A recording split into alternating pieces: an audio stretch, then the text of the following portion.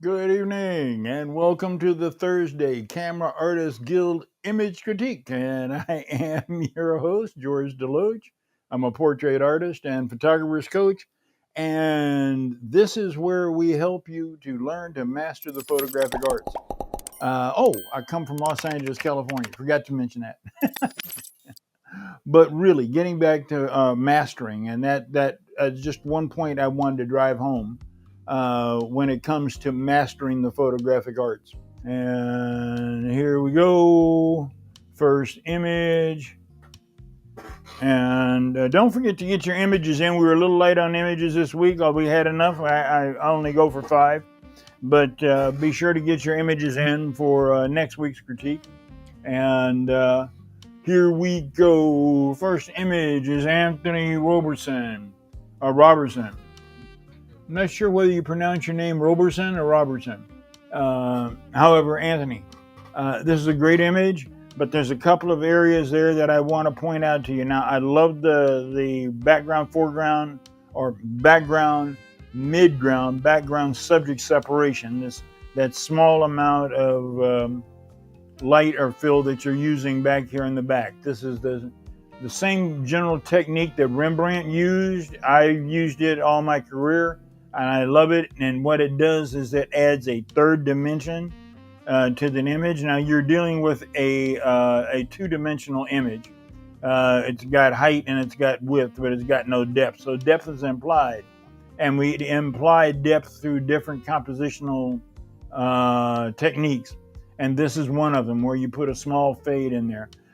You do have some of your kicker coming in here to the side. Maybe you could tune that up a little bit. It's not that important. The main thing is the light height. Now, your light height here is coming in just a little bit on the high side. And the reason why I'm saying it's on the high side is that you really don't see any catch lights in the eye. The eyes have gone blank. And it would really do. Now, there's a bit of a catch light right there, but a catch light, I like to place that catch light just a little bit beneath the eyelid. Now, I don't know whether you're using a grid or not. I think you are. But I would be using a grid system and then lower that light just a little bit. Now, another way to tell how high the light is and whether it works or not, besides the shadows under the eye, is this is basically a what they call a butterfly lighting technique. And it's butterfly lighting because they call this shadow under the nose butterfly. If this tip of the butterfly, right down here, this tip here close to the lip, intersects the lip, comes in contact with the lip, it's just a little too high. The light is just a little too high. So lower it just a little bit, bring your shadow back along about there. That would fill in light into the eyes, and it would help you in your shadows under the eyes. Now, because you're applying black makeup to the eye, or the makeup artist or whoever applied the makeup applied a shadow underneath the eye, which makes the eye even darker, and it kind of it accentuates the eye and makes it almost bulge. Now, there's a couple of ways that you can work with that catch light, and I am going to see if I can't just demonstrate this really quick. Let's go. Whoops, sorry, I didn't mean to do that. I meant to come over here and duplicate the layer, or get a blank layer. And I'm going to come up here to my brushes, and I'm going to look for one of these odd size brushes, something along in this general shape. I'm going to make sure my white is selected. I'm going to shrink the size of, let's see here, for some reason it's not shrinking the way it should. There we go. Okay. Is it gonna give it to me now? Yeah. There we go. Let's take it.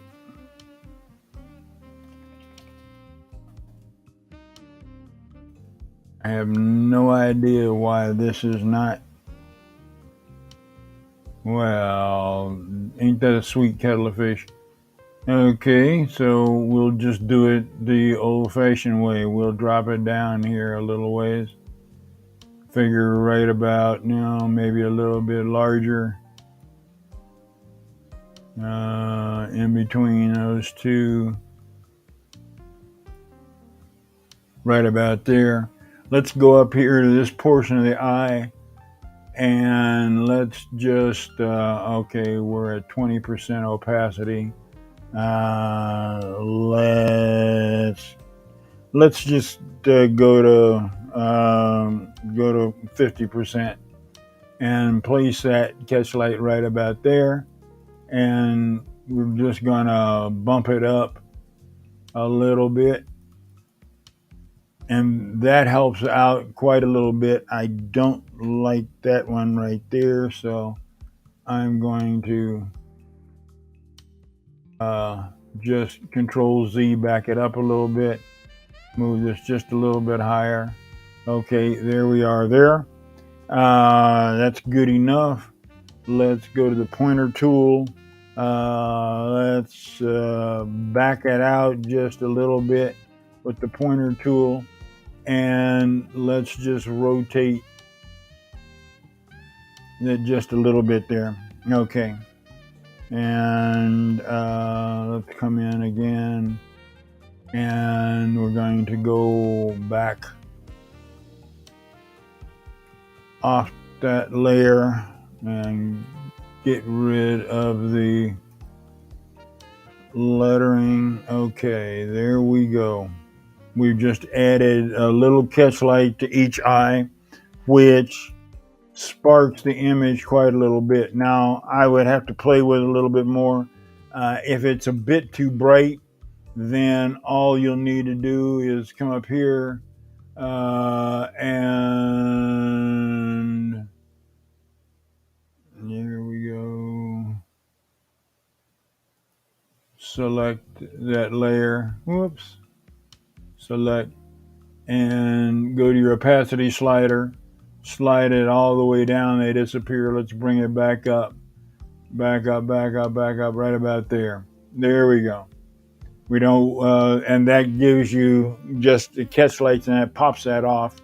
Now the circle under the eye, I think you could probably doll that up just a little bit. Let's add another layer. Let's convert that layer to overlay, and let's get another brush. But now we're gonna switch that. Now we got a brush tool, Control B. Well, I'll tell you, it's not behaving for me today. I don't know why my shortcuts aren't popping. We go to our brush tool. Let's go back to a soft edge brush. No. There we go. Soft edge round brush. There we are. Okay, and let's see, will it increase? It won't increase or it won't decrease. Well, I will be. Let's just raise it a little size-wise. Yeah, about there. Let's put it an opacity of 10%. So we run in, boy, I'll tell you, it's really acting up on me today. For some reason, it's not cooperating. There we go. It's going 10%. We're at 10%. And we're white brush. We're soft edge brush. Enlarge this just a little bit. And you're just going to open this area up here. You're just going to paint that white in there a little bit, and that's going to cause that darker area to lighten up just a hair. and you want to come down here and maybe go around in there. That's too much. Control Z, move it back out. Okay, that should give you just a little bit on the eye. There's that and there's that. Now, the final thing would be to pop up the irises, and I will show you that at another time. I don't want to spend too much time on this one image, but this ought to give you an idea of some of the things that you can do to pick the image up. But if you lower that light source at the time of capture, it will make all the difference in the world. Okay, Rob, Tony, Anthony. Wow. Thanks, man. You're looking good. You do really good work, brother. I'm glad to see your stuff. Okay, Willie Demetrius Richardson. Looks like Baywatch up there. Interesting shot. The whole lifeguard shot, the Baywatch routine. You are adding some artificial light in there, and this is a difficult photograph to pull off because you are shooting up at someone. You can't get your light source high enough to really illuminate them the way they need to be illuminated. And you're at that time of day when the light is just beginning to fade away. But all in all, it's a good image. You are able to capture a mood and tell a narrative, and it's exposed properly. Skin tones look good, and we get the idea. So, very good.